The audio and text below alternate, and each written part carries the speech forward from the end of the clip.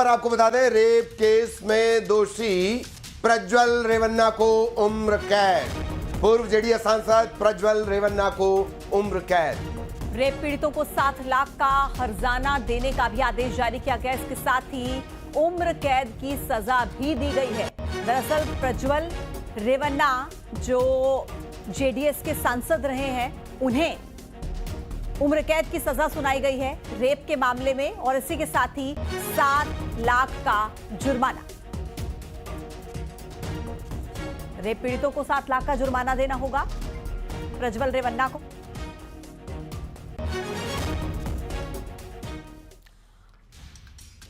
और इधर Malegaon blast case में फैसले के बाद साध्वी प्रज्ञा पहली बार बोली। साध्वी प्रज्ञा ठाकुर ने कहा कि यह केस कांग्रेस का बनाया हुआ था और बनाई हुई चीज का कोई आधार नहीं होता। कांग्रेस विधर्मी है, कांग्रेस कभी देशभक्त नहीं रही। मालेगांव केस में कोर्ट के फैसले से सनातन की जीत हुई है और विधर्मियों की हार हुई है, यह बयान प्रज्ञा ठाकुर ने दिया है। इतना ही नहीं, मालेगांव बम ब्लास्ट को लेकर साध्वी प्रज्ञा ठाकुर ने एक और बड़ा दावा किया। उन्होंने कहा कि पूछताछ के दौरान एजेंसियों ने उनसे मोदी का नाम कहलवाने की कोशिश की है। धर्म की, सत्य की जीत होती ही है और सत्य की जीत हुई है। मैंने कहा था सत्यमेव जयते, सत्य कभी पराजित नहीं होता, और जो सत्य था वो मेरे साथ था और मेरी विजय हुई। मेरी विजय क्या, भगवा की विजय हुई, सनातन की विजय हुई, राष्ट्र की विजय हुई। विधर्मियों का नाश होगा और नाश हुआ है, यह सुनिश्चित था, जो हुआ है।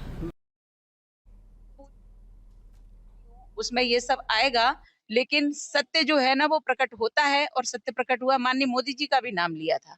मुझे मैं गुजरात में रहती थी, इसलिए उन्होंने मोदी जी का भी नाम मुझसे कहलवाने का प्रयास किया। मैंने किसी का नाम नहीं बोला, क्योंकि सब असत्य कहलवाना चाह रहे थे, इसलिए मैंने किसी का नाम नहीं बोला। और अब खबर है छत्तीसगढ़ के दुर्ग से, जेल में बंद 2 नन को रिहा कर दिया गया है। आपको बता दें, NIA court, Bilaspur NIA court ने दोनों को जमानत दी थी और इसके बाद उन्हें जेल से रिहा कर दिया गया। कल ही एनआईए कोर्ट में इस मामले की सुनवाई हुई थी। फैसला सुरक्षित रख लिया गया था और अब दोनों नन को बेल पर रिहाई मिल चुकी है। मानव तस्करी के आरोप में इन्हें गिरफ्तार किया गया था। सड़क से लेकर सदन तक खूब बवाल हुआ, मामला दिल्ली तक भी पहुंचा था, जिसके बाद कोर्ट में सुनवाई हुई और उनको जमानत मिली। अब रिहा कर दिया गया है।